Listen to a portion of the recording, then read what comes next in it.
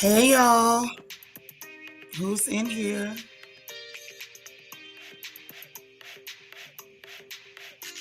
Child, let's talk. How y'all doing? How is everybody? What's going on? We got to talk about this show real quick. I ain't going to stay on long, but I got to give my opinion and I'm going to just put it out there and it is what it is. I got an opinion about this and we got to talk about it. I got to get it off my chest. How y'all doing? Hit the like button as you come in, please. Pretty please with a cherry on top. I sure appreciate it. I would. Thank you. Let me greet everybody and then let's talk about it. Hey, Silver Diamond. Bianca Edwards, what's up, girl? My plum is in here. Delicia is here. Hey, girl. Okay, Shanika C, I see you. Alita is here. How are you? Okay. Shoot. Deandra. Hey, sis. Yes, we got. Okay, there go Renee. That's right, y'all. Hit that like button, please. Pretty please. Hey, Google. Shut up. Child, ain't nobody said nothing to Google. This helper just started talking. And then telling me about Renee Zellweger. Ain't nobody call her. Hey, Sunshine. Juanisha. Hey, girl. DS. Hey. Cheryl, you in here? Okay. All right. Lord Jacob Paul, where you been? It's good to see you. Hey, happy to be happy. So look, let's talk about this real quick so we can get up out of here. Now, Queen Mermaid is here. Niecy Rose. Okay. Shoot, now. Let me find out y'all still out y'all bed. Let me find out that y'all are out of y'all's beds. Okay? Hold on. Now we into something. I think we into something.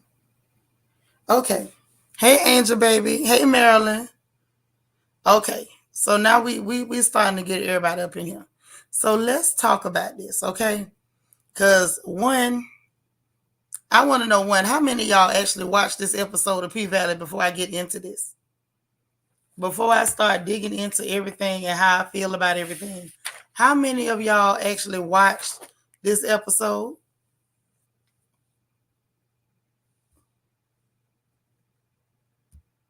But you said we can't rush this episode, Seanitra. You might as well pull up a chair.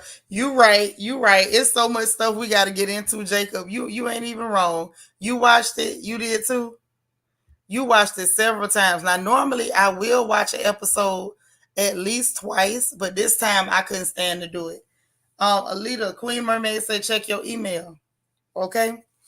Listen, this one kind of messed me up.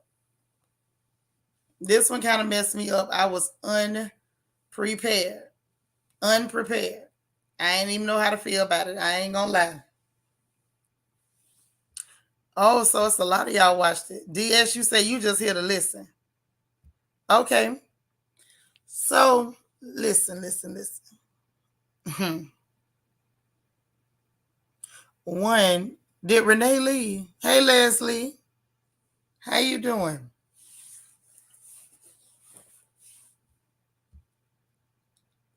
You here for the commentary. Don't worry, I'm gonna tell you what happened. You know I like to run through it and let you know what went on and how I feel about it. I got to tell it. You say R.I.P. Big T. Don't worry, we're gonna get into it. Because I have so much to say about what they did, how they did it, why they did it. Just oh God. Bianca, you seen it at 9 this morning. Okay, so let's talk about it. First of all, I was unprepared for how they started this episode. Now, I understand this is an adult series. I understand they be having adult topics. Like, I totally get it. I totally get it. Do we need to see full frontal nudity on these women every single episode? Like, we get it centered around the strip club, but we seeing naked people that ain't even in the strip club.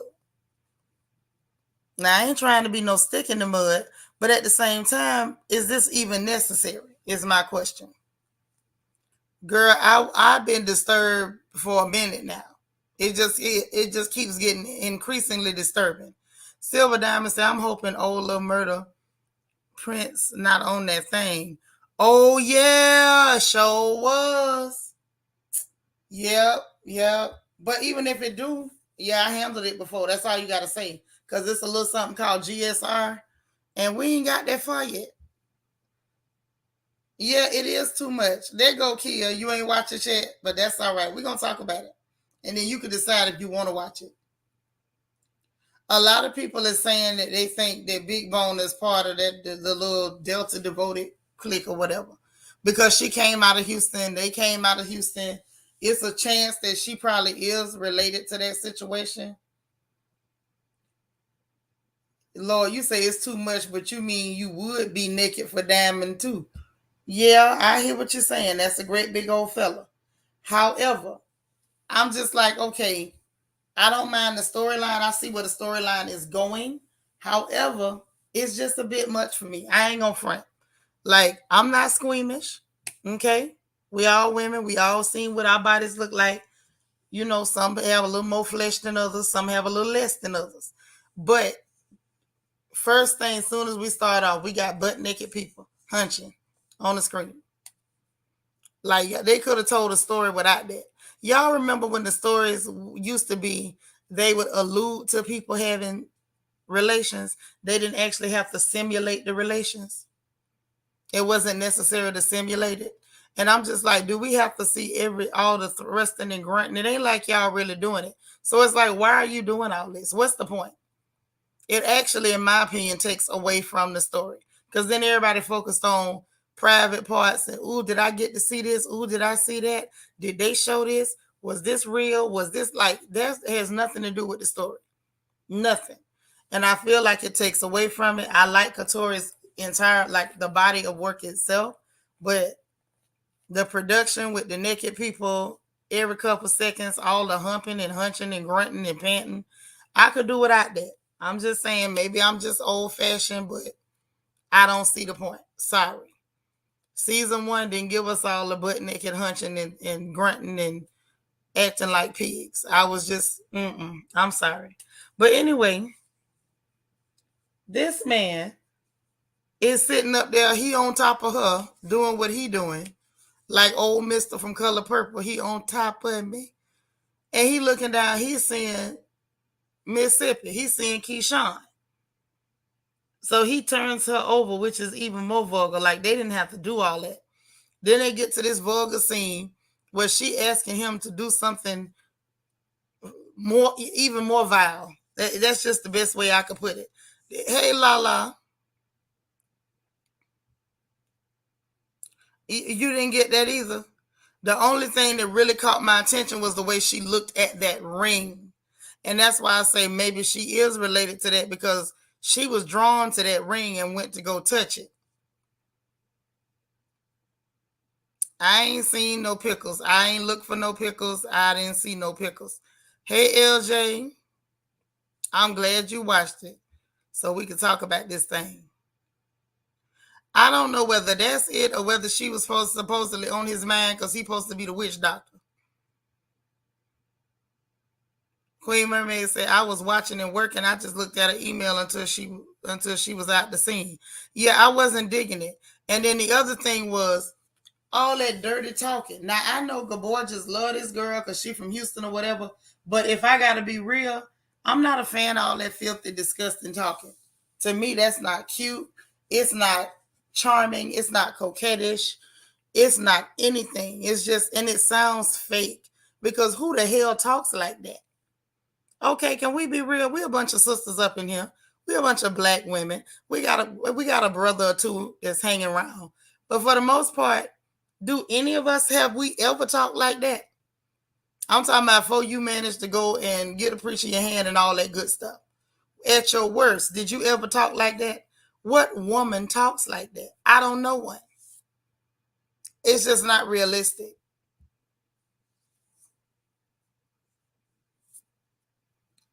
Oh, oh, you mean last episode? I mean last season? Yeah, she was focused on that ring. Something that was literally up with that. Literally. You ain't think about that theory? Mm-hmm. The way she looked at that ring, it was a bit much. And Queen Mermaid, exactly. Don't none of us talk like that. That's not real. What woman you know sit up and, oh, I'm tired of you doing it in that. I want you to do that in my mouth. Like, are you serious?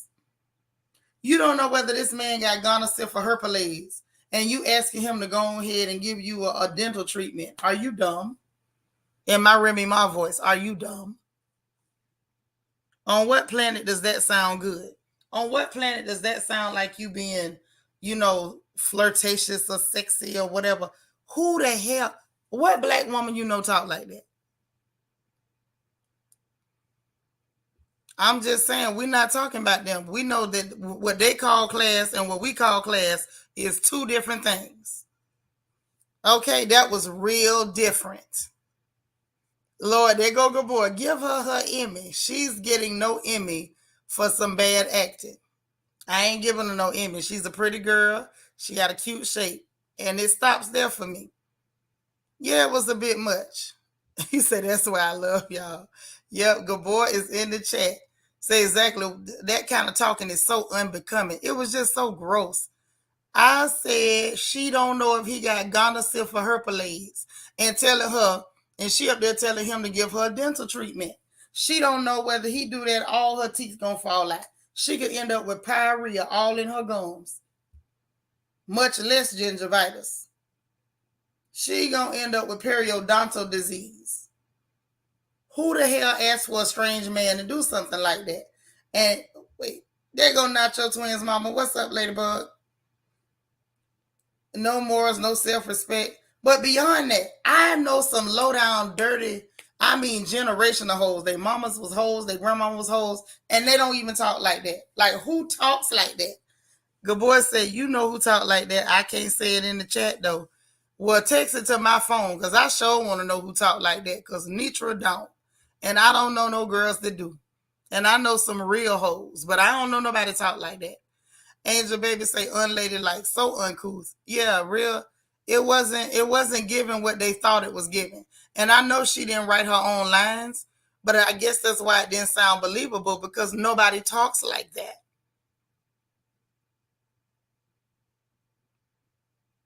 Yeah, gonorrhea for herpes. That's the one that she gonna end up with if she keep inviting people to do that kind of stuff in her oral cavity. Like, that's just disgusting. They ain't need an age. Thank you for stopping by. Make sure you hit that like button, girl. I appreciate you. There go me. Say that's when she got pregnant in real life. That's when it happened during that scene. That was so gross. So gross. And you sent the text, Gabor. Yeah, your intestines might rot out. Her gums might rot out. Oh my God. I'm so dead. Gabor, that's why I love you. That's why I love you. Nacho Twins mama say, I just started watching Down in the Valley where the girls get naked. You still on season 1, episode 4. Now, we did a whole watch party last year. So y'all would be up to date when we started watching this year. How that happened? Nacho Twins mama. I didn't know. I don't know not one. And the one that Gabor texted me, she be faking. And it sounds so fake and corny. It sounds just as fake and corny as this girl on this show. But I'm going to tell y'all what y'all didn't catch. Because y'all know I be catching what y'all don't catch. Okay? Let me tell you what I caught that y'all ain't none of y'all mentioned. Now, what she said was utterly ridiculous. Well and good. But y'all ain't catch what he said after that. Whoever's writing this portion of the script, is trying to be real authentic with this witch doctor persona. Because what he said to her was, nope, a man no better than to let his seed out, because they know that them witches, them females that's into that, will take that same seed and be done tied him up. That's why he protecting it and making sure don't nobody get a hold to it and put it in nothing and make no charms out of it, or take it and put it at no altars. That's why he's careful to put it in a condom. And the fact that he said that, I'm like, oh, y'all missed that. Y'all missed that. That man said, nah, I ain't finna let you do that to me. Talking about, I know what you basically saying, I know what y'all could do to me if I let you get that. And I said right there, they being way too authentic with this whole witch doctor persona. I don't think the Negro had 10 lines all put together last season. This season, he got more lines than a little bit, and all of them is confirming him as a genuine witch doctor. Y'all, hold on one second.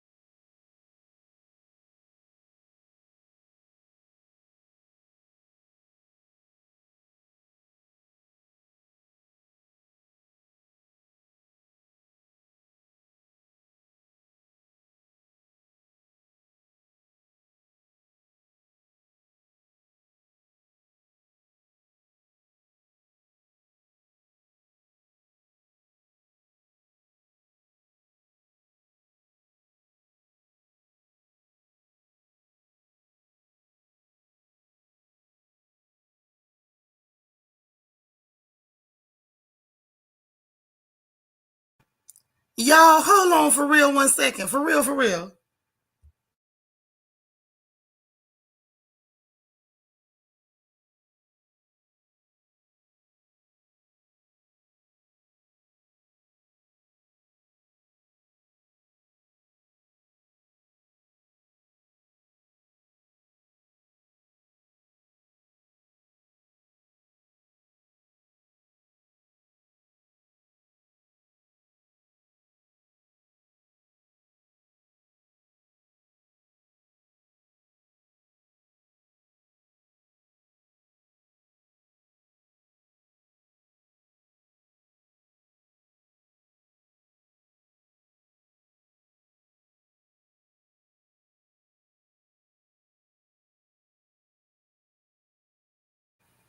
Hey, y'all.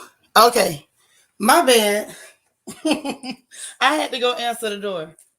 But I'm happy about it.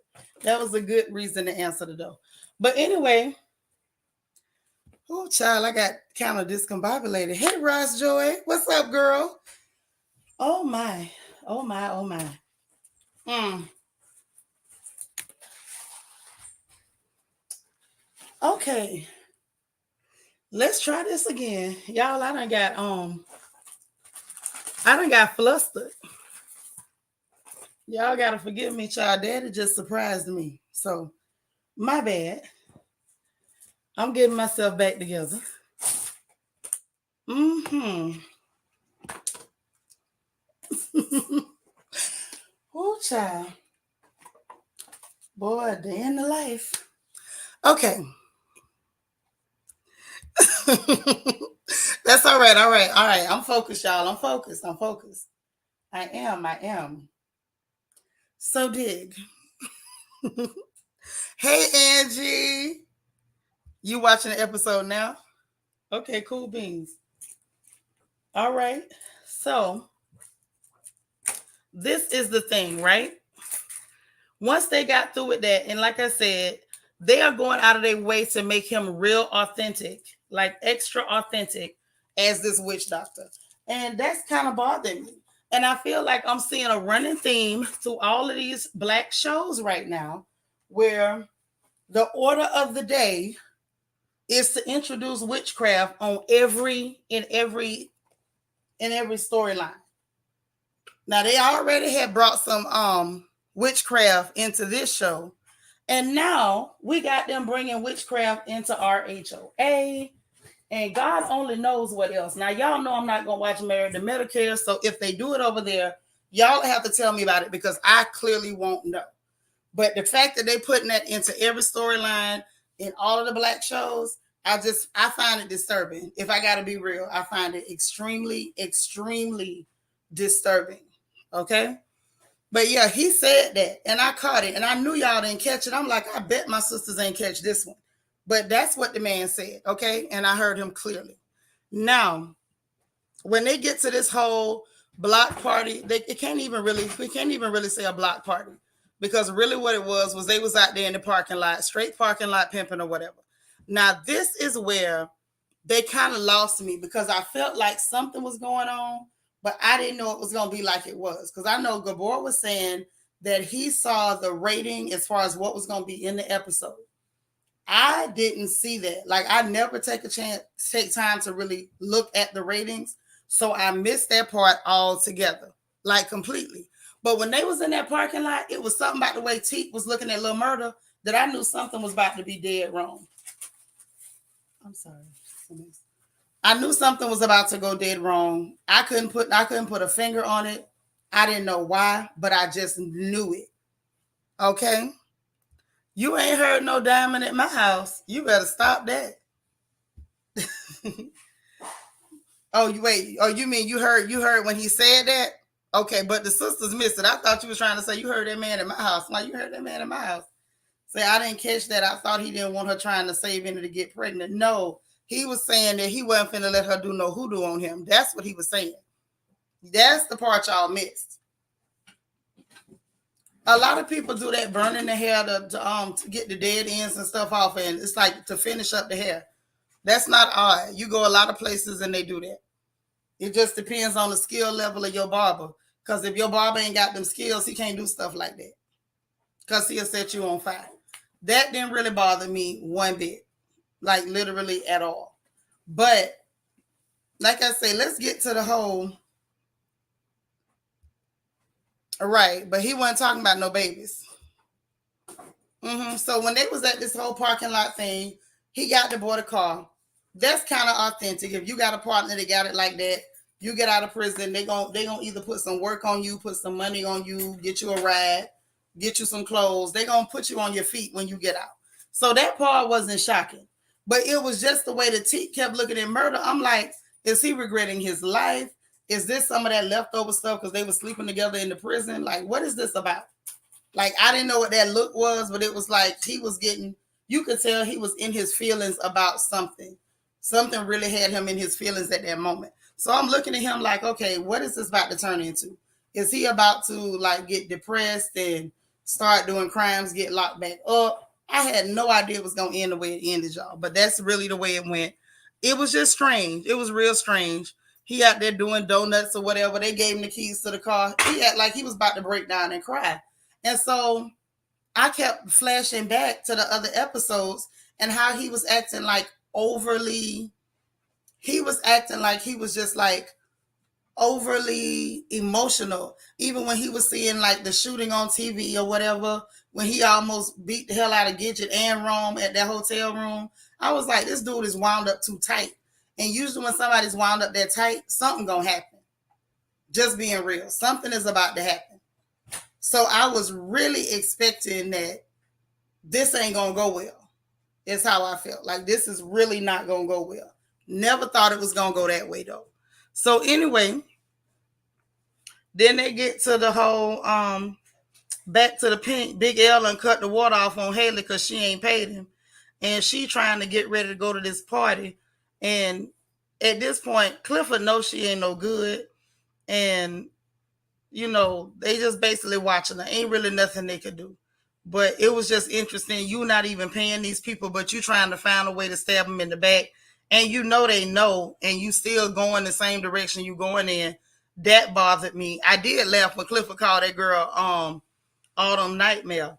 But I do like that Clifford is being straight with Big L about what's happening with the with him holding that work for Duffy. Because if not, then Clifford could have been blindsided. Let's just say roulette, little dirty behind, go snitch or run to the police or anything like that. Clifford need to know what's going on so they know, so they all on one page about getting stuff done, getting stuff out the way, so that way they just not blindsided. So I'm glad about that. And it was a trip to see that them girls was trying to use the paint to kind of get a little business on the side for themselves, which I understand them trying to get the money, but at the same time, they could have said from the pink. They didn't have to use the pink like the pink had anything to do with they quote unquote spades tournament where I didn't see no cards whatsoever. And I do mean no cards whatsoever. I didn't. If y'all seen a card, put some cards in the chat because they so-called spade tournament. All I seen was stripping. I ain't seen no cards at all. Now I understand I'm trying to eat, but I don't know. I felt Uncle Clifford on the whole copyright infringement. Don't be using their name because if you go do something jacked up, and we all know that Roulette is gonna do something jacked up. She already around there hooking, and I'm like, girl, this ain't a brothel, it's a strip club. You know what I mean? I just felt like it was too much. You say Big T could never accept the new positive changes in his life. His inner demons wouldn't let him. So sad. I think the issue for Teak was he never got past his trauma. And we're going to talk about that in a little bit, but a lot of people never get past their trauma. It's some people y'all know that's still living in their trauma. Look at Marlo. We just got through talking about that here for yesterday. And she's somebody who ain't never left the foster home. In her mind, she's still in that foster home. That's why she's still defensive and angry and malicious because she's still there. Some people never move on from the point where they experience the trauma. Like you never get out there. They never got out of it. And I think that's what we were seeing with Teak. He couldn't get out of it. You know what I'm saying? You got to move past that point because if you stay at that point, whatever emotion you had at that moment or whatever your reaction was to your trauma, that's going to always be your reaction. It's never going to stop being your reaction. It's never going to stop being your story until you decide that it ain't going to be your story. And what's sad is some people never come back from it. And that's the unfortunate part. Now, y'all know I ain't finna dig down and be getting all deep or whatever, but you know what is life, there's hope. Once you take your life, then you already know what time it is. You gotta be alive to have hope. You gotta be alive to have hope. So, that's all I'm gonna say about that for right now. For now, that's all I got for that. But anyhow, then we get to Mississippi where she told Murda over the phone that Ron tried to force her. And I'm glad that she told him. I wish that she had told him sooner, let him know what was really going on. But I guess she just had, she just not getting around to it, which I'm glad that she did get around to it. I'm glad she told him. And then, of course, his response is, I'm glad he's dead, which is a reasonable response. Because if you had done that to my friend, I would want you to be dead too. It makes sense. It tracks. You know what I'm saying? Then the next thing that I found interesting was while she on the phone with him, telling what happened to her, she still didn't have sense enough to try to text him or tell him, oh, I'm going to call you back later. Now, I get that Keyshawn is supposed to be weak and a little bit dumb. Like, I totally get that. And she gives weak and dumb. She gives that. She does not disappoint with weak and dumb. However, what bothers me the most with her is that she can't think at all. It's okay if you're afraid. If you can't beat that man, it's not the end of the world. You're a woman. You ain't, nobody should expect for a woman. I don't care if she is a black woman. Nobody should expect for her to be able to go toe to toe with a man. If you a girl that can, then kudos to you. But if you can't, it's not the end of the world. You still a woman. You have a right to your womanhood. You don't have to be half a man. I don't care if you are a black woman. I don't agree with that. But, girl, be smart. Be smart. This is somebody that has your back. You have a relationship with these guys. At the very least, you should have texted and said, hey, I'm going to call you when I can. When you got off the phone, you should have texted and been like, 911, I'm gonna call you when I can. The fact that her brain didn't even tell her that was disturbing. It was disturbing. I'm glad she let him know that Rome knew about him, because and he need to know that too, because you don't know who else Rome might have told. So he do need to be in the loop. That is somebody that really don't dig you, that knew about you, and you don't know what they're gonna do with that information. You know what I'm saying? You just don't know what they're gonna do with that info. So I think that was a bit. That was a lot. What was rude? What team was rude? What don't I know? What happened? But yeah, I'm glad. I'm just glad she did that. The rushing off the phone. To me, I feel like that was a nice touch to let us know you were scared of him.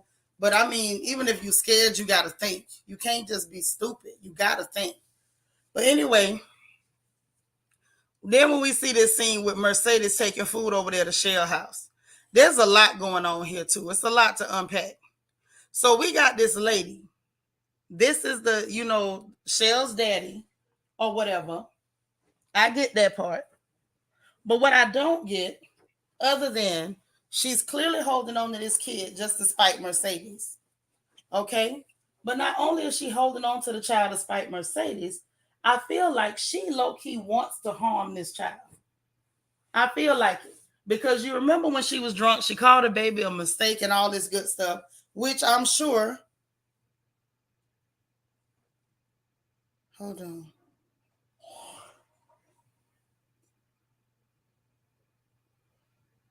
Okay.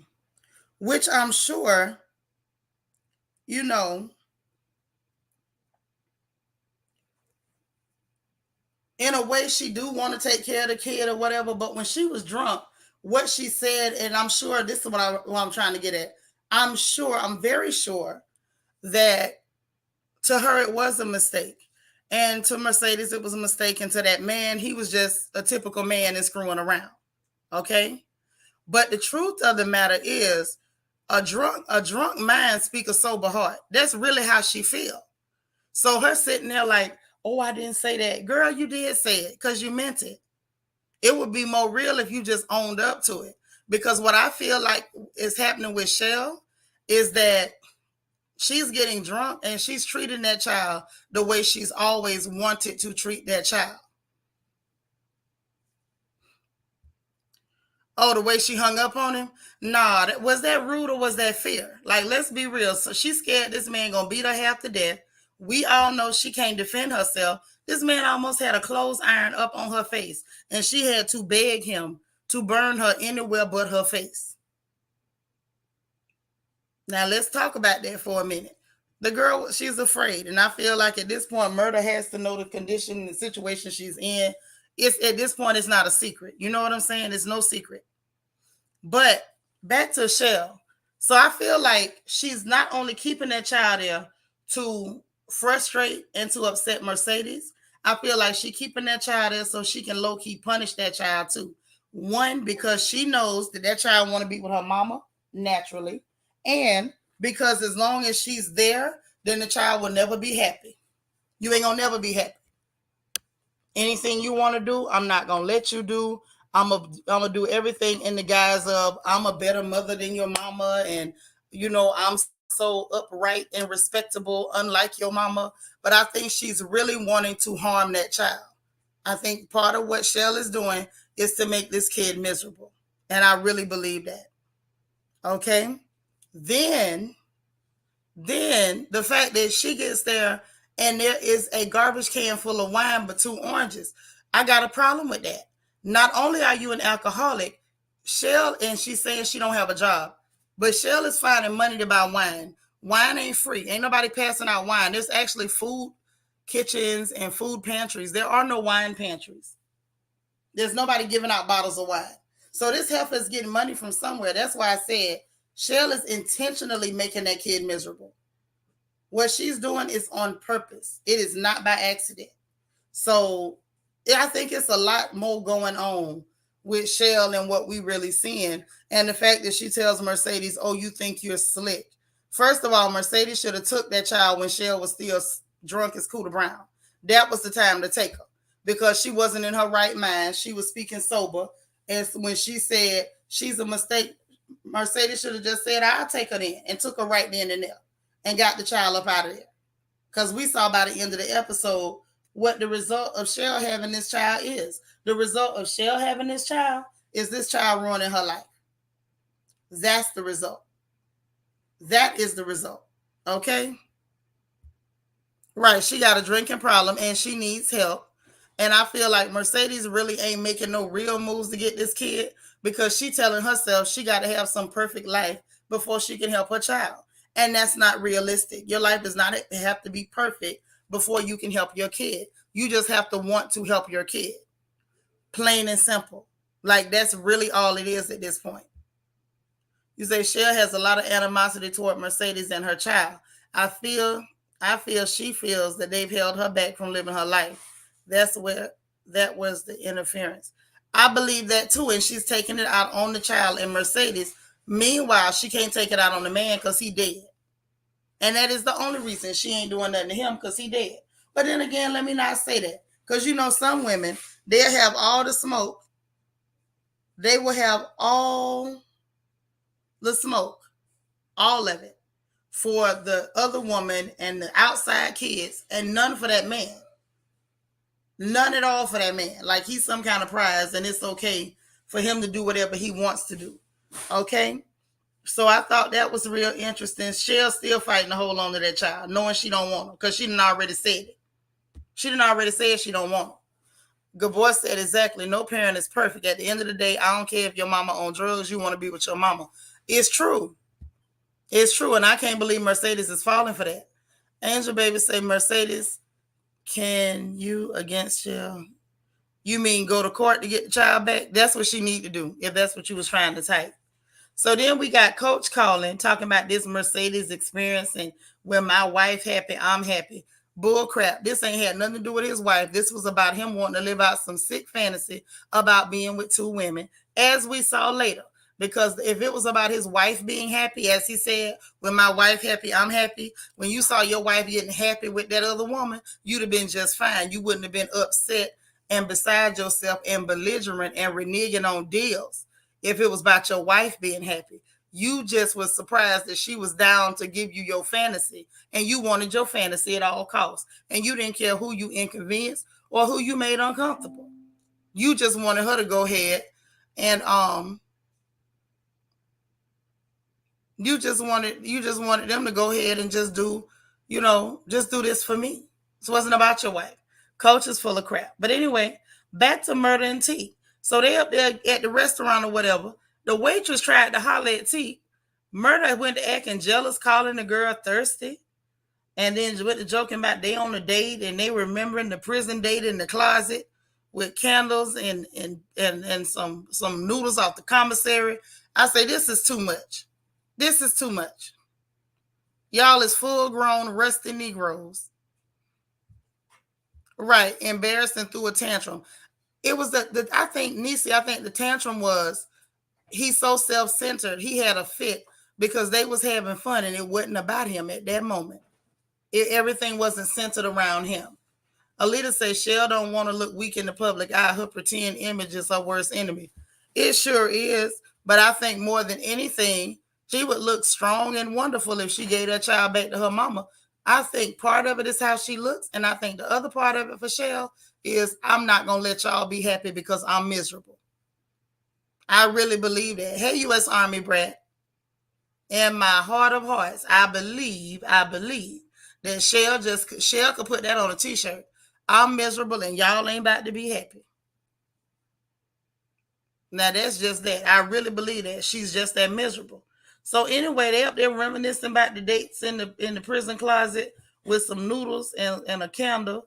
And Teak was like, yeah, but you done moved on and looked like the whole world done moved on, which we saw because he didn't even know how to use the gas pump. That happens. Murda sitting up there looking conflicted. The way he was looking at Teak was giving me a problem because I'm sitting there like, okay, so you got it in your mind that you still probably going to run after Clifford and still be trying to mess with Teak. Murda ain't no good. I've been said that. He ain't no good. But the way he was looking at Teak, I didn't care for that. Teak looked like he was going through some like internal conflict, and Murda was looking conflicted on the romantic level, and I'm not feeling him. Anyway, and then Teak asked about Clifford, like, what's up? And so he told him, he was like, well, he liked to be called she, and was, the way he was just going on, you could tell he feels something for Clifford, but he ain't being genuine with his feelings either. Talking about he's like funnel cake you eat once a year at the fair and the eclipse, and I messed it up. And so Teak was like, you messed up a lot. And he was like, yeah, I effed up, and then went to touch his hand like you trying to be romantic or something. I'm telling y'all, I don't care what nobody say. Lil Murda is dying to jump out the closet. He ready to jump out there. I mean, in a rainbow Speedo and a boa and a brand new pair of rhinestone eyelashes and saying, I'm coming out. He ready to come out. And ain't nobody going to convince me he not. Because his behavior toward number one toward toward Clifford, now your behavior toward T, I'm just like, I feel like Murda is one incident from just coming out in his baddest hooker boots and letting y'all have it. Now that's what I think. He is one incident, one more traumatic incident, and we gonna hear his rendition of I'm coming out. Now I'm telling you, they out there in the public at the restaurant, he reaching to caress the back of Teek's hand. Come on now. And Teek looking at him like, man, we might do what we do, but you could tell Teek was never going to do that. Just if Teek thought that the world was going to know that, he would have been it a whole lot sooner. I think Teek was angry that he had become that kind of man, that he had even developed a taste for that. I think that was messing with his head. I think the fact that he got out and he didn't understand nothing about what was going on in the world was messing with his head. Because that happens to a lot of inmates. You get institutionalized. You've been in so long. I have literally seen people go through it at the gas pump. Because when they went in, the gas pump still had the numbers that was rolling on the barrel. And now it's digital and you swiping and tapping cards. Like the world done changed up on them. And that's got to be real traumatic and, like a sobering reality. Like I really walked away from the world and the world kept moving on me. Like straight up. Lala, what you say, girl? He ready to electric slide up out of there? Facts. He ready to slide up out of there. It would make for an explosive season finale. I don't know. I don't feel like it's too far-fetched. I believe it's possible. If you ask me, it's definitely possible. Like for real, for real. Okay. So anyway, that happened. Then Teek was like, you forgiven or whatever. He snatched his hand back and pinched his nose and like played it off or whatever. But he was like, you forgiven. And it's like, at that point, knowing what we know now, in hindsight, we could see he was tying up all the loose ends. He was wrapping up everything. He wasn't going to leave no stone unturned. Like, I ain't going to leave you here and not let you know that I forgave you. I wasn't holding nothing against you. Whatever I'm about to do, it's not even about you. I think that's what we were seeing was the build up to him tying up all the loose ends. Then we get back to Keyshawn's stupid behind Mississippi. She wait for the clear boy to leave, grabbed the gun, packed the clothes, grabbed the churn, left the phone, which was smart because he got a tracker on it. And she jumps up, run out there to the car. This fool saw the battery was gone, went back inside. That says to me, you ain't completely made up your mind yet. You still got a little twinkle of a coward, wrapped up around your heart. This girl chicken-hearted as hell. First of all, you can get a jump and keep moving because the battery don't run your car. The battery just starts your car. Your alternator run your car. Now, if you so stupid that you don't know that, you probably shouldn't be driving. She could have got a jump and still drove right off in that same car. It was people that live around her. Why she didn't ask one of them people for a jump? That didn't make no sense to me. Then go back inside and sit there and look dumb till that man get home. I feel like part of her still want to hang on to him.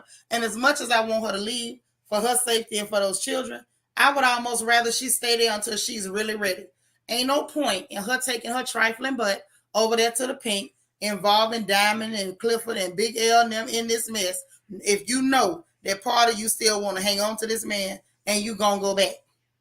Because ain't nobody trying to go through it with you trying to hold no pistol on nobody because they whooping the hell out this clear boy. When clearly somebody need to whoop him.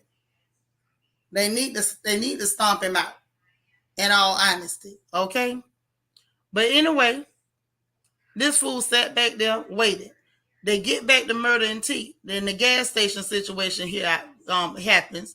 He didn't know how to use the pump, like I said. Then Murda hears somebody playing him on the radio, which I thought that was cool. Then T was watching him like he was about to cry. And it was almost like he was just proud of him. And that's a good moment. Like, everybody done seen their partners getting off and be like, dang, this nigga really doing it. Like, we done all been there. But it was the way he looked at him, like he was just so proud of him. But you could kind of see the disconnect in his eyes. Like, I'm proud of him, but I don't have nothing to do with that. Like, I'm proud of you and I love you. And I don't think it was no romantic love in his eyes. I know they did what they did, but I don't think that was that. Right. Nisa, she had so many options. And then she went right back in there and waited. She wasn't ready to go. Right, Lita? She wasn't ready. And they don't need it involving nobody in your mess when you know you're not finna go nowhere. You know you're not about to go nowhere. Girl, don't involve nobody in that. For real. Like, that was just a bit much. Then some loud dude pull up, Teak done snapped again, and Murda up there laughing like it's a joke. Like, oh, I should let him go, let him get you. And it's like, Teak really would have messed him up because he felt like he ain't got nothing to lose. He ain't had nothing to lose at that point. Nothing at all. So again, some more foreshadowing. They get over there to them. Then they show this spade party, this spade tournament with no cards. And the dude now this right here. Let me tell y'all something. I saw something real evil in Roulette. She's a good actress because what she's giving is that she is so insecure about herself. She has a deep-seated hate toward any woman that she feels like is attractive. Or if she feel like that woman is winning in any way. It's so much hate. She walked in the door hating on Mercedes. Then Whisper supposed to be her partner. Now she hating on Whisper because the dude like told her that go tell Whisper I want to pay her. You know, I ain't going to get into the vulgarity he said, but that's what he said. So now what got me with that was the fact that you could see the hate on her face. And when he said it would be something in it for you, the first thing crossed my mind is this girl is thinking about dropping something in this girl's drink and setting her up for this man to go with her. Like, she seemed like she's that kind. Like, she's just mean-spirited and hateful enough to where it's like, oh, you want to go with her? I'll put something in a drink, go in there and get her. That poor girl wouldn't even know what happened to her. They better watch Roulette because she got a nasty, evil side. Lala say, yeah, she makes you not like her in real life. She plays that role too good. She does. She does. Because she let us know what she think about herself when she was talking to Duffy, to Opie Taylor, the clear boy. But it was a lot. It was a lot to see. But anyway, then Mercedes over here with this scene right here, I don't even feel like it needs my attention. One, Mercedes was dumb. Two, the wife is dumb. The fact that Mercedes had to tell her, don't be doing that because he can't know we messing, that we ever had anything to do with each other. And flat out asked her, like, you wouldn't be trying to mess up my bag, would you? And I don't think she was necessarily trying to mess up her bag. It's just that she don't understand how serious it is because she don't need money. Mercedes need money. Yeah, she about to do something to Whisper. Whisper ain't safe. Whisper ain't safe at all because she one of them that'll be around clear people, but she really don't like them. She gonna be around them, but she really don't like them, and that's clear. Really clear. Then Andre and Haley with this mess. She shows up at the little campaign party. Andre up there with that lame speech with his little dusty self. She showed up looking like a budget Jessica Rabbit with that red wig on. Looked like something she stole from Party City. Then you got her interrupting with dumb questions. He come back with his MLK type response. And Corbin mad because the girl is uninvited and tell her to get out. The little dude from Promised Land there, Corbin throw her out. And then this dummy waits out front until she can see the rich lady coming in. Okay? And then that's when they switched to her talking to Duffy. Now that conversation is really where you can see. I make 59 look good. Thank you so much for the cash app. Appreciate it. But this is what I'm saying about roulette. That conversation with the clear boy, that's what really lets you know how she feel about herself. She sat there and he was like, "Oh, you fine," and she called BS because that's really how she feels. She feels like I'm not attractive, I'm not beautiful, I'm none of those things. That's why she don't mind doing ugly things and hurting people. Right. That wig looked like it pulled a 12-hour shift. Robin Banks. She could have set it off at any moment, even in that cheap dress. Yeah, she had that look of rejection and envy and jealousy. Yes, and the thing is, and spitefulness. Don't leave out spite, because you can see the spite on that girl. Hey, BJ Des. She real spiteful. But when that boy was like, "Oh no, you the most beautiful woman in the world to me," she couldn't hear none of that. It didn't matter how many compliments he gave her. She wasn't receiving that because that ain't how she feel about herself. He said, "Do you think Farrah been with a woman?" Yes, absolutely. She basically sat there and told Coach that. That wasn't her first time. She told him, "You don't even know me. You don't know I like to go with girls as much as you." But she don't, but like she said, he don't know what she like because he don't know nothing about her. She's there as the trophy, and the other women are there for his pleasure, and she's supposed to just accept it because everything is all about him. That's why he got mad, because he saw those girls doing what they were doing, and it wasn't centered around pleasing him, or like they was only getting excited about touching him. Wasn't nobody excited about touching you, sir. Nobody. You look like somebody big uncle with gout. Ain't nobody looking to touch on you. And I mean not a soul. But anywho, you saw the spite on that heifer. She's a spiteful heifer. She is. But back to this situation. Back to this situation. Because I'm not going to spend all that energy on that mess with Mercedes and the coach and Farrah's nasty behind. Because Mercedes is an idiot, number one. Number two, all she had to say was, "I don't know what your wife been doing." That's number two. And number three, how the hell you get put out with nothing but your shoes, and these people done got themselves off on you? Like, ain't no way in hell. When I left, my money would have left. My money would have left. I'd have ripped my dress off and laid down outside their door and called the police and said that I was assaulted. Either way, I'd have got paid. And that's on everything. Either way, Nitra would have got paid. I'd have took off all my clothes, ripped them off, tore them real good, and laid right out there outside their door. All right, you want me to get out? I sure will, but I ain't going no further than in front of your door. Because it's real hard to argue with screaming and naked. I'd have called 911 from outside their door, butt naked. And if he threw the clothes out there after I tore them, even better. Even better. Them people used me up, and I tried to run, and that man threw my tore up clothes right behind me. That's how that would have went. Mercedes is an idiot. I thought she was smarter than that. I gave her too much credit. Okay?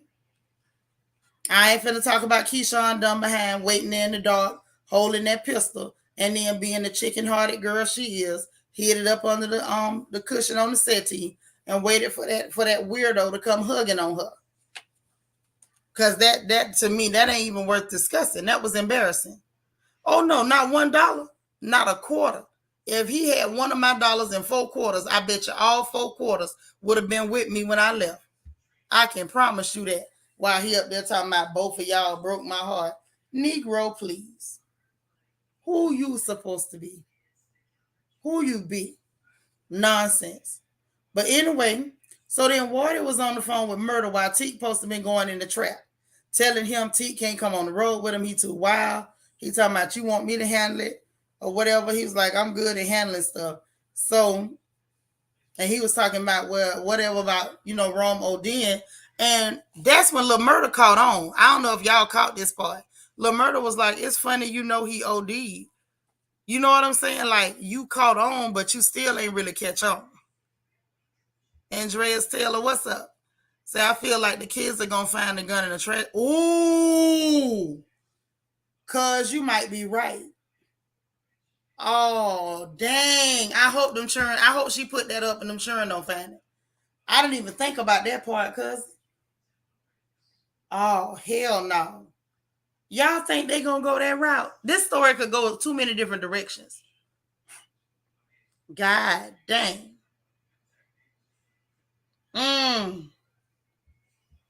You caught that part? Yeah. Murda talking about some. It's funny, he OD. Like, I don't like the way you said that. You know what I'm saying? Even if you feel that way, you should have kept that to yourself. But anyway, the phone died, and he was like, when he was telling them, like, I talked to Water for you, Now Water was like, I talked to Teak for you. I'm good at handling stuff, and the phone went dead. And that's when Murda found the blick in the glove box and went in there behind him and told him, like, how you gonna go in there without your piece? Like, who does that? But he didn't know that boy wasn't there for he wasn't there for no work. He was there to go back to that same closet that he never escaped from. Okay? Esco might say the child might shot the daddy. Ooh. That's a good point. Now, between Escrow Marty and Andreas, y'all about to crack the code. That might be how she get out of this. But then it's going to be a problem because it's going to be, where did you get it from? How did you get it? How did the baby get it? You unfit mama because your children was able to get their hands on something. And it ain't like she could lie and say it's his because it's pink. Oh, Mimi, you too? Yeah, if he up there beating on and one of them children is scared and crying and, the child gets scared and think they helping their mama, they might. Oh, shoot. If he find it by accident during the fight, she's out of here. It's under the pillow on the couch. I hope she put it back in that vent where the air conditioner filter at. I hope she put it back, because if she leave it out, this could go wrong too many ways. Y'all scaring me now. God dang, I thought I'd be thinking up some stuff. Y'all thought up some stuff. But then when he saw that flashback of the little boy with the blood on his neck, I was like, what's going on? And then the fact that he was like, this is my old house. And Murda was like, nah, that was your old house. That's where you used to live. You don't live there no more. That's the past. Like, we moving forward, man. But he didn't even realize how true it was. He didn't realize how true that was. For real. Angel Baby said, I hope it don't. But if it happens, I think it's going to give Keyshawn courage to leave Derek. I mean, I don't know. I just don't understand how much courage you need when somebody tearing on upside your head. Like, I'm just saying, you just not finna beat me like that. I'm no, absolutely not. Mimi say the baby gonna kill him and the white grandma gonna try to get him. Yeah, I can see that happening. Definitely. Or it could go the other route where she just be like, I don't want nothing to do with them little things. You know how they act sometimes. So then anyway, the conversation with the rich lady over there at the little campaign party was interesting. She come in, let the lady think she the hired help, and then let the lady know she the one on the paint. And the rich lady blaming Andre for losing the acquisition, only she didn't know how right she was, because he could have done something and he didn't, because he, hung up on dude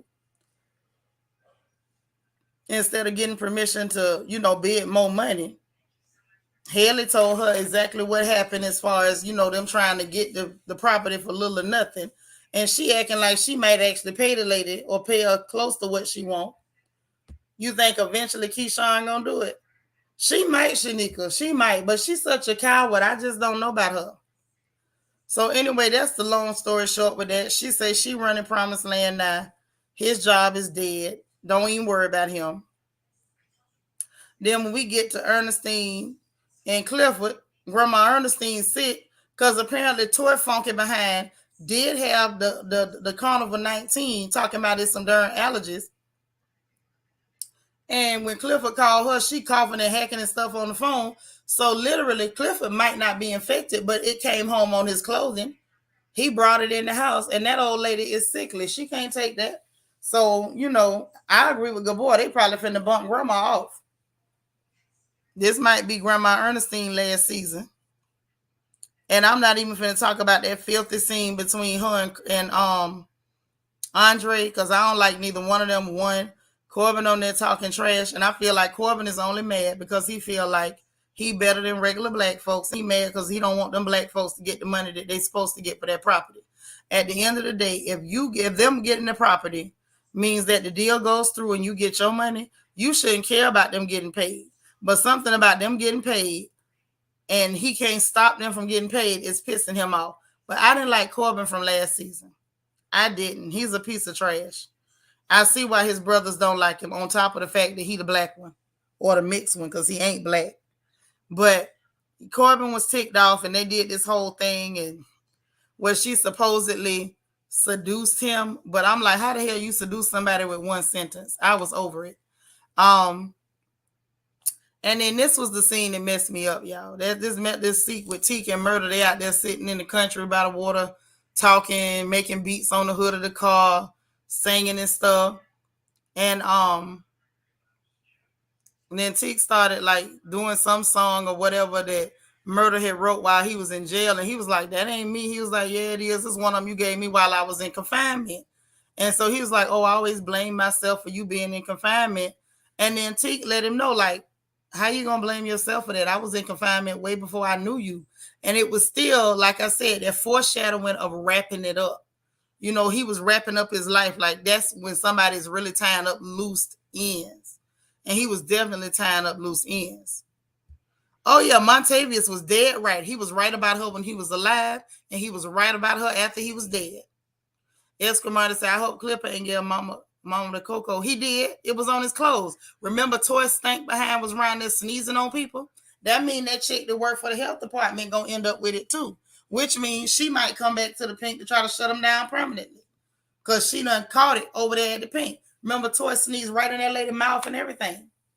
With her disgusting self. Last season, that heifer kept passing gas on everybody. This season, she's spreading germs. Hell, they need to change her name, her stage name, to Typhoid Mary or Black Plague. That hoe she is contagious. Everything about her, she just a walking disaster area. But anyway, that's when he told him what happened with him and when he was 7 and how he hid in that closet after his mama flipped out and she killed all his siblings, which that was traumatic as hell. And he said he was supposed to die in that house. His life was supposed to end in that house, that he wasn't supposed to be there. And so Lil Murda was like, no, you wasn't. You know, we still got tomorrow. He was like, nah, you can have tomorrow. I just want the night. When he said that, I'm like, he thinking wrong. He thinking wrong. I think it was around that time Murda figured out that his mind was in the wrong place. That's why he refused to leave him. After that, he refused to leave. And so he was like, you know, let me drop you off. And he was like, no, I'm going to hang with you. And he was like, nah, you got to go. And then he tried to tell him he was going to drop him off. Murda kept saying no, because I'm telling you, he peeped it by then. Then he turned around. And was like, I'm so tired. When he said that, I was like, oh, this Negro is too good of an actor, and it just broke my heart. Because one, I didn't like Teek's character at all. I didn't like his character, but it's always like that on the surface until you dig beneath the layers. And they let his layers come all the way off because he was about to end it. And underneath that, this man was a loose cannon. He was wound up too tight. This person was abused, traumatized, thrown in a prison cell where they treat you like an animal. That's just what it is. And so he had literally become the animal he had been treated like his whole life.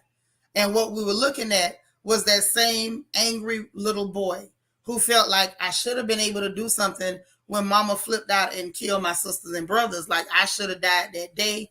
I didn't. Exactly, Angie. He was damaged. He was damaged as hell. And when he said, I'm so tired, I felt that. Hell, I done felt that. I done been there. You know, when you just get tired, like mentally tired, everything in you is telling you, just stop living, nigga. You tired. And I saw that. Like, that boy is a good actor because he really portrayed that feeling like you at the end of your rope. You ain't got nothing left to lose. You done lost everything. This is somebody who got no mama, no daddy. Your siblings is gone. Your freedom been took. Your manhood is gone.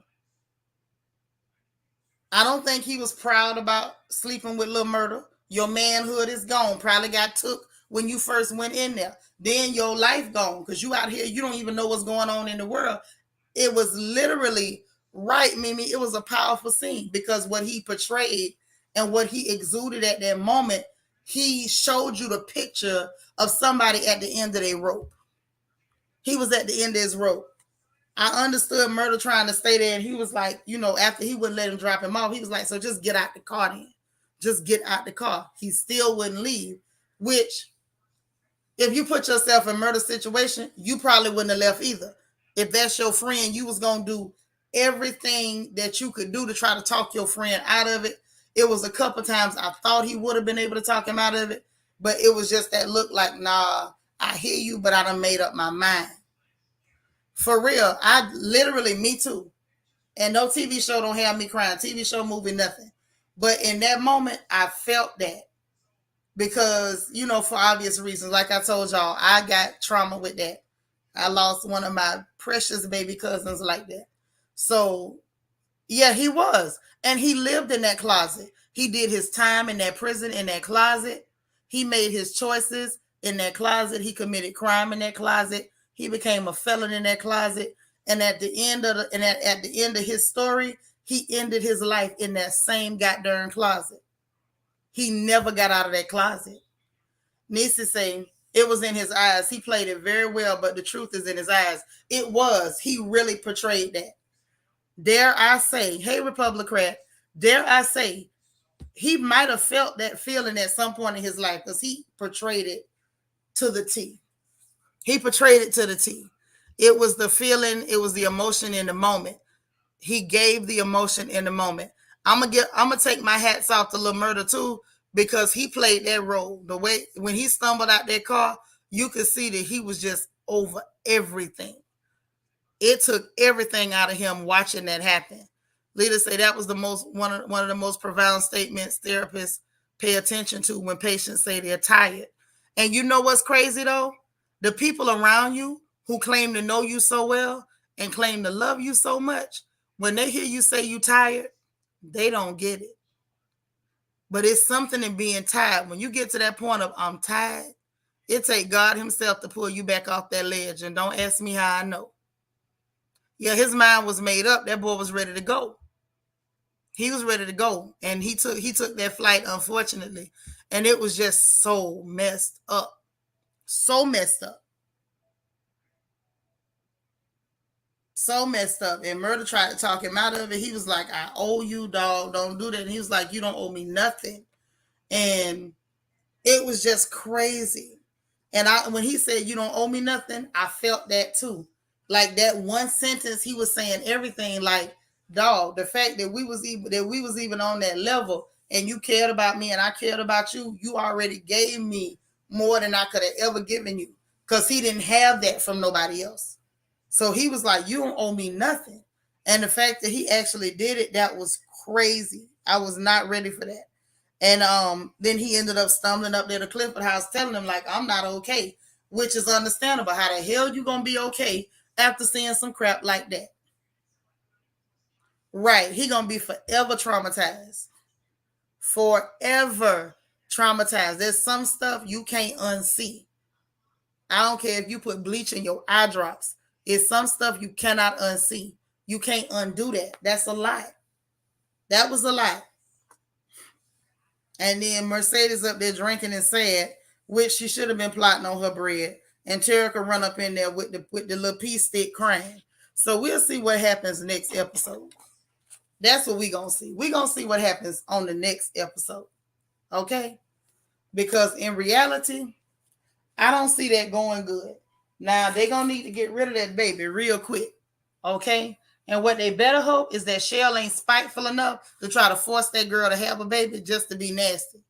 Just so she'll be able to tell her, oh, you just like your mama. Because Shell is a hateful, evil old cow. She really is. She's a hateful old something. So we'll see what happens with that. So, y'all, that's what I got. Anybody got something they want to say that I didn't say? Let me go ahead and read a few more of y'all comments. Let me go ahead and put the StreamYard in the chat in case somebody got something they want to say that I left out. Because y'all know I just be running my mouth and reading y'all comments.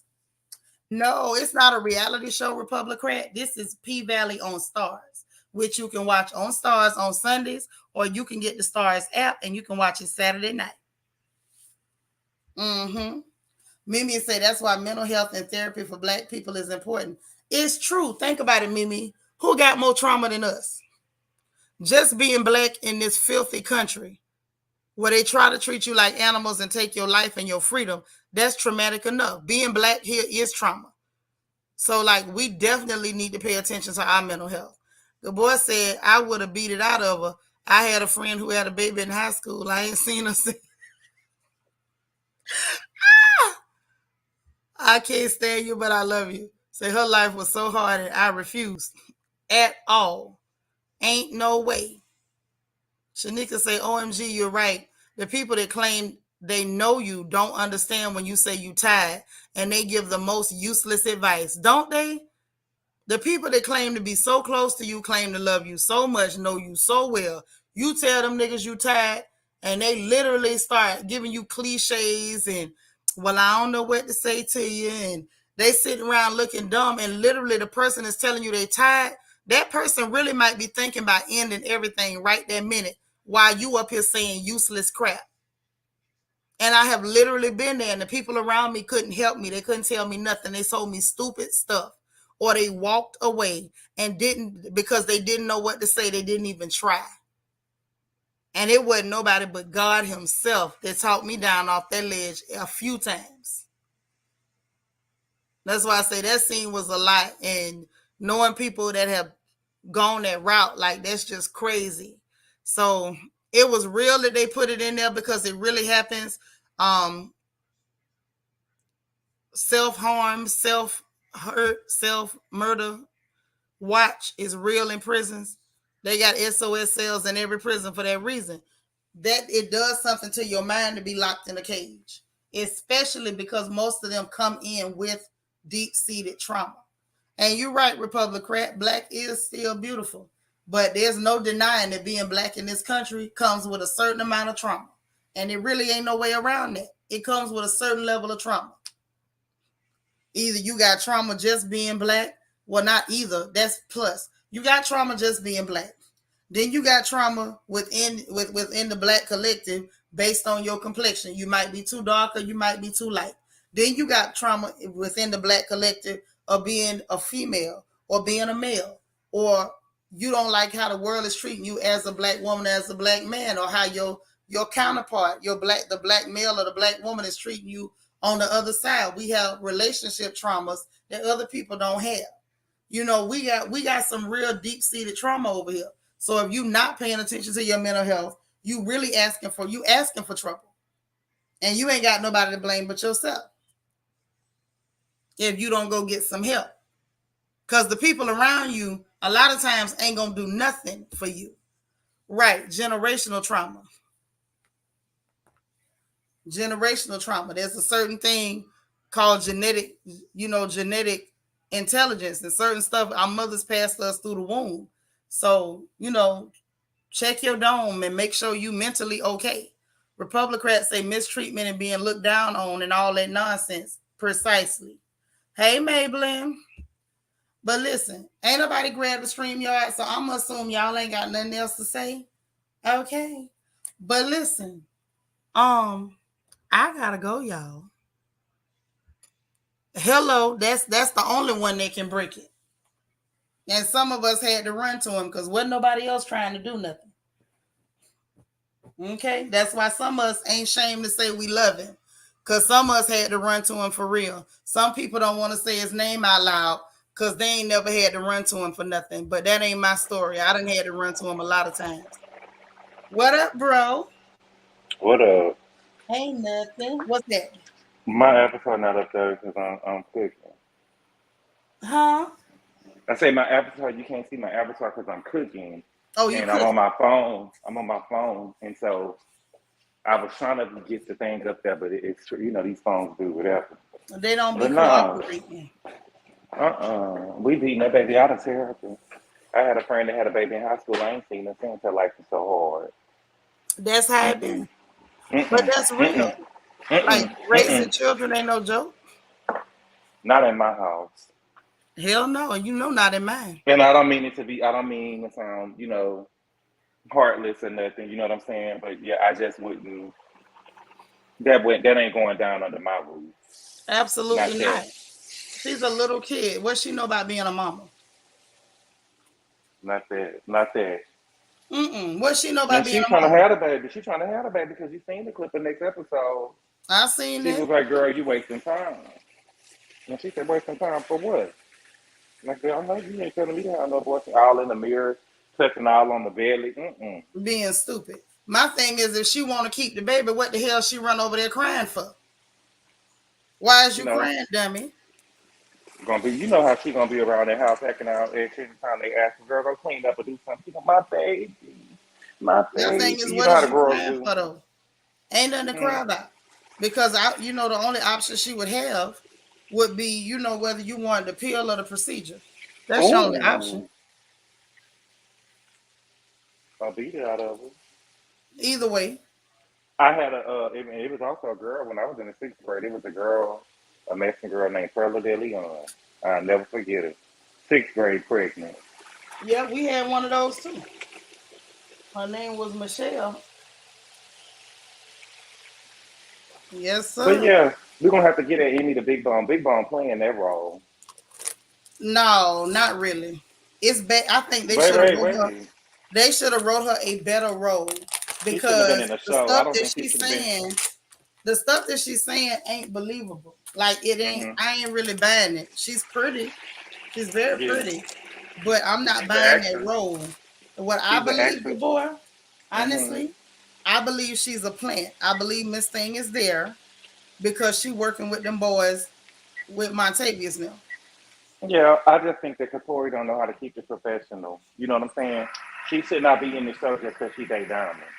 And you need somebody. You know what I'm saying? Go get another Yeah, actor she because it got ain't an coming actress. off. Yeah, it ain't coming off.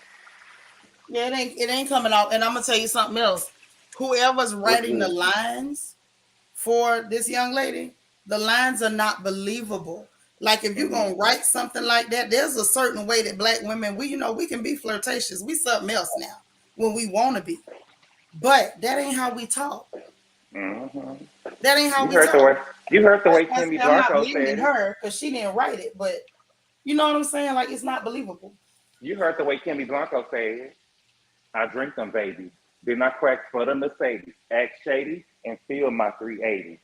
Yes. Oh, and today is her birthday, right? Mm-hmm. Okay. Ooh, I see your girl ain't a freak like me or Or Gina. Dina. Hmm. But yeah, that's why I say that's the only thing. Maybe later when they get out of those weeds, maybe the writer doesn't know how black women flirt. Cause that ain't Hmm. it. I blame the writer for that because Miss Thing didn't write her own lines. But she's a very, very pretty girl. But I And just that shape, the let's, lines are not believable. Oh yeah, she has a beautiful shape, pretty skin. She's a pretty girl. Like she's an absolute doll. But the lines are not believable. Mm-mm. Mm-mm. Now maybe later on when they get out of those weeds, then it'll be more believable. Because right now it's a no. The whole fact hmm. that she asked that man to give her periodontal disease, absolutely not. Did you see? Did you get a chance to when you watched it the second time? Did you get a chance to see that big old fake prosthetic they had on Andre? No, I don't look for stuff. I told you stuff like that really be making my skin You crawl. couldn't miss it. I didn't look for that.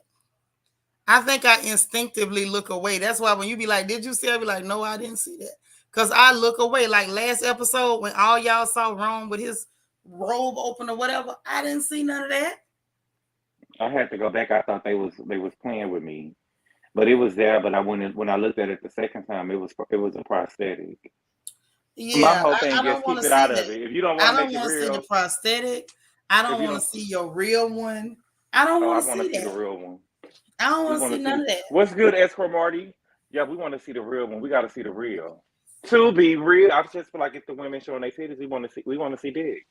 I just don't want to see none of it. Like you can Mm. allude to the fact that the act took place without trying to reenact it with humping and grunting and sweating and rutting like a pig.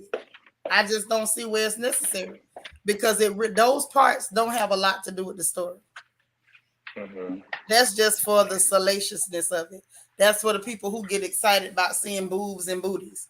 Like, and I don't know what's so exciting about it. We all fully I grown, think it's because we in a strip club. but these people are not even in the strip club. She was at his voodoo shack in the back of the woods. They was So having why sex must we see though. titties and booties and cooches and stuff? For what? They was having sex. So we need to see that. You know, people had sex in movies for many years without showing that. Well, you know, that's how she was talking to him on the car. She said, "Are you coming or no?" Yeah, like I Give get her an that. Emmy. Give her an Emmy. No, I'm gonna need them to write her an Emmy award-winning role because this ain't it. It's not believable. It's not how sisters talk. Never have, never will. And to be honest, tell the story without trying. It's like I feel like they trying to sell us the skin. The story sells by itself. We don't need that. Seeing the skin in the strip club, we expect to see skin in the strip club. It's a strip club. But god darn it, every other scene, you trying to give us bad luck with booty cheeks and boobs and cooches and phalluses. Like, do we have to see all that? Mm-hmm. I could see doing that if the storyline is weak. The storylines themselves are very interesting. We don't even know which way they're gonna go with it next. That's how interesting it is. So why would you ruin or potentially ruin a good story with all the skin and people gotta, try to figure out where's the penis? I Like may which have to stop where's watching. Waldo? It's I just may have weird. to. I want to see. I'm gonna have to stop watching the ratings because this is the second week in a row they did me like that. Last week they told us that we was gonna see a R word. You know what I'm Yeah. saying? And I was waiting for it to come. And then this episode, Baby, don't when mention I saw other the S up there, please don't mention other content creators in my chat. I don't want no smoke with nobody. Because I don't know who that is. So please don't do that. yeah. And so this week they did the S on the thing that rated S, and I'm like, look, man. And see, I don't never know. I never Mm. remember you told me that last week and I didn't pay attention. And then this week you told me you saw the ratings and I didn't pay attention and I missed it. Hmm. Yeah. So I was just waiting for it the whole time. And Okay. I knew it was gonna happen because they had the rating now. You know what I'm saying? Right. And that's where they got you because you had already seen They're it and gonna I have to missed stop. it. They'll have So to it stop was doing that. completely shocking to me. Cause you know Complete. what happened to just rated R? I don't know what because the parental controls got more detail, so they can't just say, "Oh, they want to know what's gonna be there, language, sex, violence, whatever." So parents can make a distinction, or so that even like adults, if you sensitive, you know whether to watch it or not watch it because it's gonna be triggering.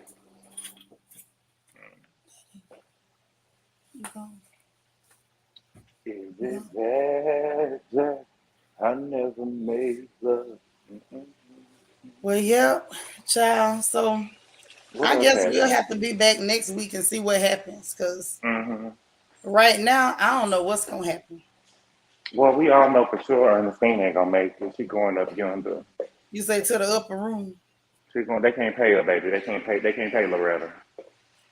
True. But this is what I want to know. Like that part is kind of a gimme because I felt the same way. That's one. But Hmm. two, we don't know what's gonna happen with Lil Murda. Is he gonna even let the people know he was there? Are they gonna have to come find him later? Or you know what I'm saying? Are they just gonna call it what it is because of the position of the body in the GSR?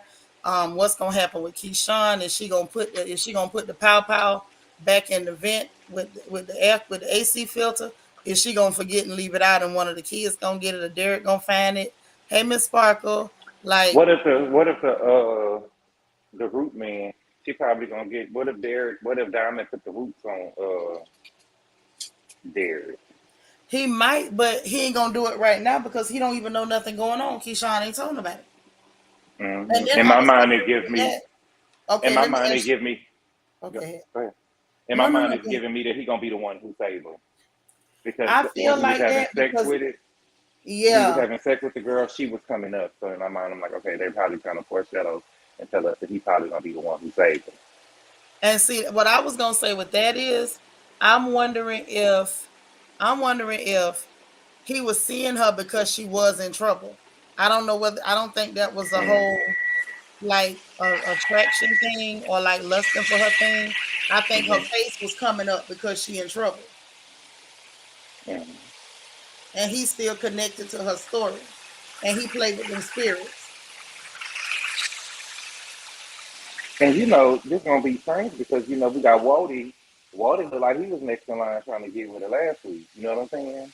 That's what I'm saying. I don't believe Diamond gonna get with her, but Okay, I so do believe that he saw it because she is in trouble, and he's still connected to her story, and he played with them spirits.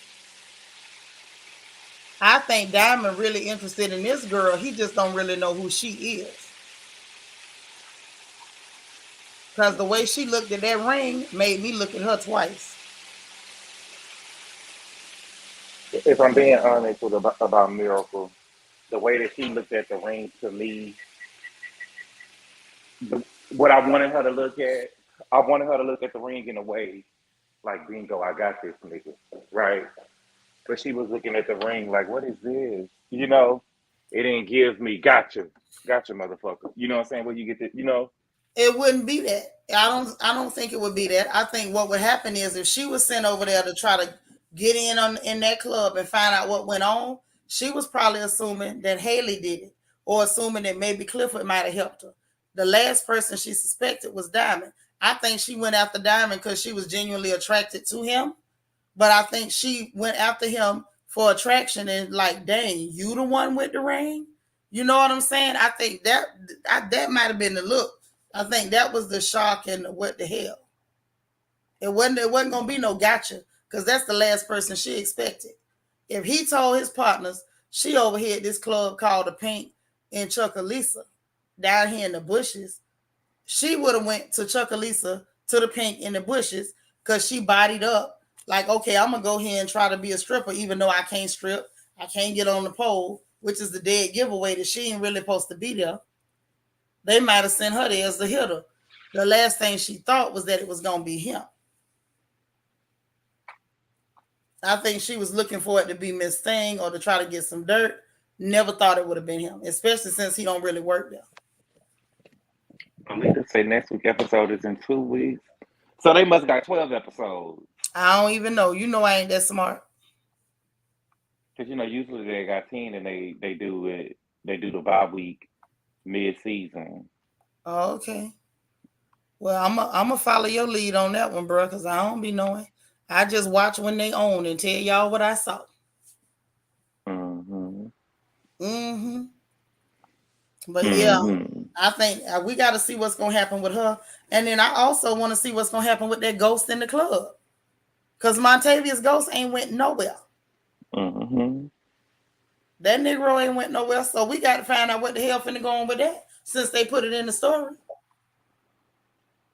Yeah, I'm trying to why Mercedes ain't have no press conference. Man, we gotta have a press conference. This nigga ain't gave me my money. Okay, I'm gonna show y'all. Well, you know Mercedes is dumb. She let Patrice play her. Hmm. My mama asked me what you would have did if I would have took your $10,000. I said you would have never had it, baby. You'd have never had it, baby. You'd have only had what I wanted you to have. You would have never had it. You wouldn't even know I had it. Yeah, because Patrice was dirty, but she let the likes of Patrice Woodbine play her, so we know she ain't smart. Smart is what she's not. I'm gonna need It'll be. nobody, huh? I need them to write in the script. I need them to write in the script when they find out when Shell find out that Terica pregnant, and I want Tell to say something smart like, "Well, she's a real Woodbine, ain't she?" Well, you might get your wish, honey, because Shell is a dirty heifer. She's a true Woodburn. I couldn't even stop that. You said, what about the dancer? You talking about Whisper? Whisper is the clear girl, and she wanna be a witch. Diamond is the real root man. So power jam power, honey. Ain't no telling what's gonna happen with that. Nothing. My thing is, I wonder if she witch enough to know that Roulette is now plotting on her. You are not on Roulette's radar, and that girl is plotting on you. Now I want to know if she witchy enough to peep that. while she trying to be witchy poo. Did you catch that? Witchy poo.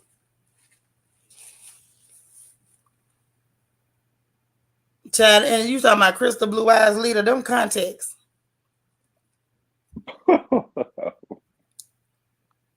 Yeah, she let the wife play her, she let Coach play her, she let Patrice play her. Yeah, Whisper give me like she gon' the way that they got it going on. I wouldn't be surprised if Whisper killed um the man who Roulette gave the dome to. She Like, is gonna he end up trying killing something you. with her? No, I wouldn't be surprised if she did because, like they say, her character give me creepy vibes. You know what I'm saying? And he probably gonna be overly. You get what I'm saying? I don't know. I could see that happening. I feel like Roulette gonna try to drug that girl. I feel like Roulette gonna try to pull a Ronnie, like Oh Ronnie my did Diamond at god. the Players Club. Oh That's what my she gonna do god. to her. Oh I can my see that all over her god. face. That's a spiteful heifer. She gonna set her up. She not gonna talk her into it. She gonna set her up. Oh my god. Yeah, it's some hoes like that now. Right, La La. Roulette got a plan. That's an evil heifer. Y'all talking about that clear heifer with the contacts creepy. Roulette is way creepier than that little clear girl with them contacts. See, y'all don't be knowing who to watch out for. Y'all watching a whisper. You better watch a roulette. Oh, I know that Roulette is a dirty B. I'm just saying with her and this man. Yeah, when it Roulette and comes this to that with man her and that situation, man. Roulette is gonna set that girl up and try to get all the money off her. Just do something nasty to her and get the money because she feel away because that man is willing to give her double the money to do nothing but lay there. And I'm Okay, that's telling you, she ain't gonna be mad with the man. She mad with the woman. She that kind that's never mad with the man. She's always mad with whatever woman that she feel like men prefer. mm. Well, all right, baby. I gotta get on up out here. And me too, baby. So All listen, right. I got to go see a man by the horse. Mm. And I'm gonna talk to y'all tomorrow. Yeehaw! Giddy up, okay? And I'm gonna talk to y'all tomorrow. Some of y'all ladies, I was gonna try to meet with y'all tonight, but that's gonna be tomorrow. I ain't gonna say in the morning. I ain't making you no promises I can't keep. But y'all have a wonderful evening, and I'm gonna see if I can have a wonderful evening. Bro, you still, I know, bro, still got to finish his meal prep. So I hope he has a wonderful evening. And let me tell y'all again about them 3 free buttons. Okay. I want y'all to hit that like button because it's free. Hit that subscribe button because it's free. And please, oh please, hit the notification bell and click all so you'll know every time we go live over here on this porch because that's free too. Okay? Don't worry, girl. I'm going to do y'all proud. I promise you. Good night, everybody. Love you guys. Y'all have a wonderful evening. And I'll talk to you soon. Bye.